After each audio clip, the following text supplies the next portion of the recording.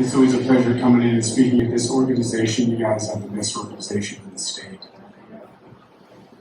I want to thank you all for having me speak today on such a somber occasion. Having served our nation for over 22 years and having seen men and women pay the ultimate sacrifice, I'm honored to be here.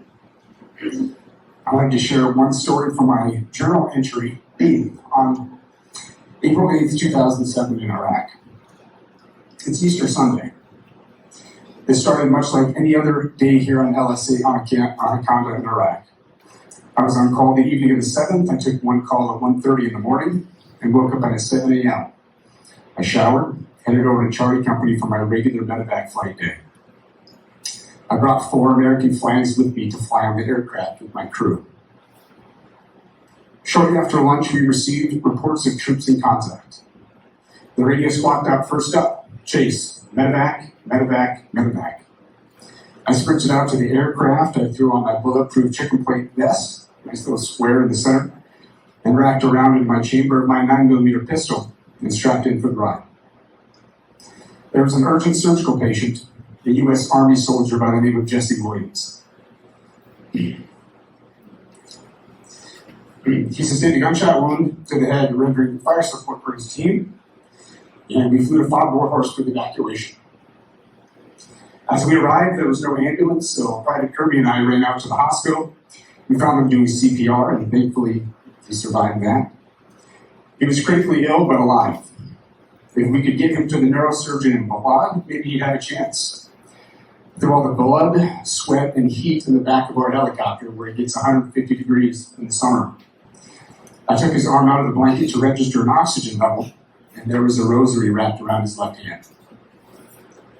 Again, this is Easter Sunday, guys.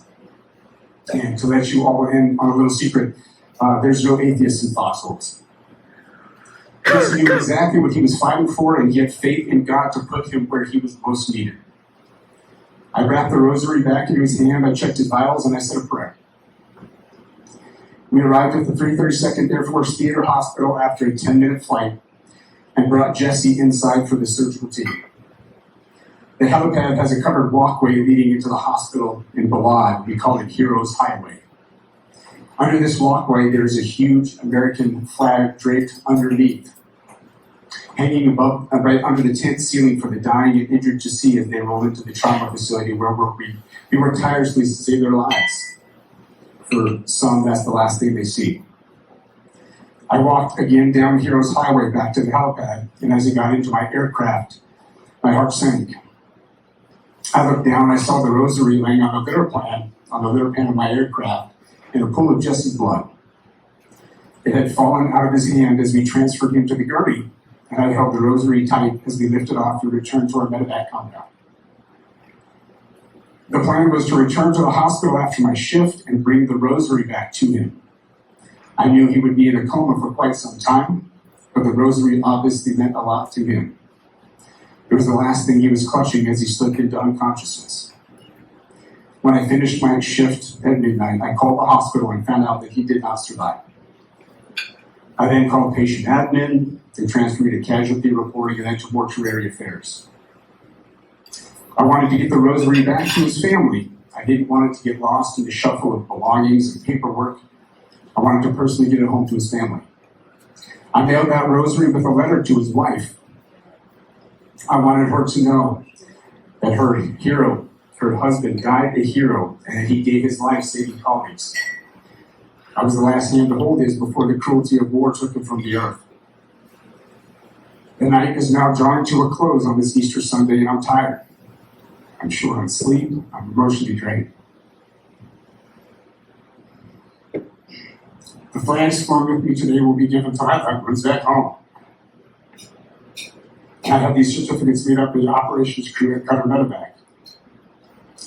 These flags flew with me personally in combat operations, saving lives of true heroes. I could not save everyone. We were all there in support of the country we love and for each other, and I'm proud to be part of that. Jesse's sacrifice on Easter Sunday hit me hard. He sacrificed everything. I made sure to mention it with a letter that I wrote to each member of my family to accompany the flags that I flew and sent home. Each letter mentioned his sacrifice, and I mailed them quickly in case I didn't live long enough to get them out. The medevac missions were dangerous. They were shooting down helicopters. We lost 8 aircraft in a 2-week span, and the random mortar attacks were getting more frequent. My mother still has her flag and the letter displayed in her home. As for the letter I mailed to Jesse's wife, Sonia, I never knew if she received it or not. On April 8th, 2022, exactly 15 years to the day of his death, I received a Facebook message from his wife. She told me it brought her and her family comfort to know how he died. She told me she thought about contacting me over the years, but she couldn't find the courage because the loss was so painful. 15 years later, she thanked me, and it brought me an overwhelming sense of emotion and peace. I listed Jesse and his wife as an acknowledgement in my book, Be the Weight Behind the Spirit. Jesse left behind a 1-year-old daughter, Amaya, who grew up without knowing him. She's graduating high school this next year, and she will feel that emptiness in her heart as she walks across that stage. Jesse gave everything. He gave up those nights snuggling his daughter reading bedtime stories. He gave up lazy Saturday morning sleeping in with his wife. I cherished these moments with my family more than anything in the world.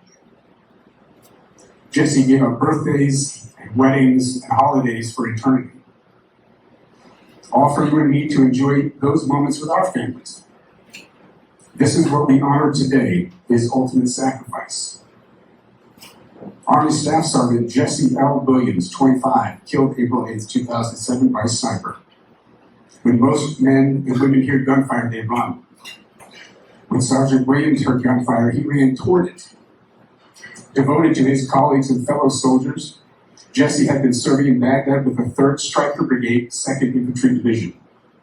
Snipers were Williams' biggest fear in Iraq, and he was quoted in his hometown paper. I can fight people eye to eye, but I can't fight back if I can't see them. Jesse won the Purple Heart after shrapnel struck his arm during a clash with insurgents on his first tour, and a Bronze Star for rescuing 2 soldiers from a burning vehicle 3 weeks prior to his death on his 2nd tour. His unit came under attack, and a roadside bomb ignited extra gasoline aboard a vehicle in which 2 of the occupants were trapped. With complete disregard for his own safety, he saved them both.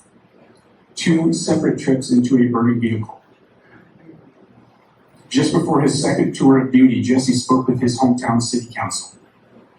It was just before Christmas, and ironically, it was to support a proposed memorial to honor men and women who died serving our country.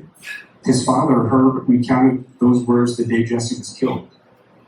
Jesse thought he would come down and talk about it, the memorial. And now his name is going to be on it. It's just eerie.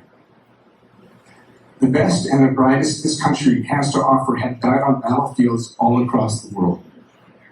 Their spirit and their determination live on through the men and women that enjoy these freedoms we enjoy every day in North Carolina and across America.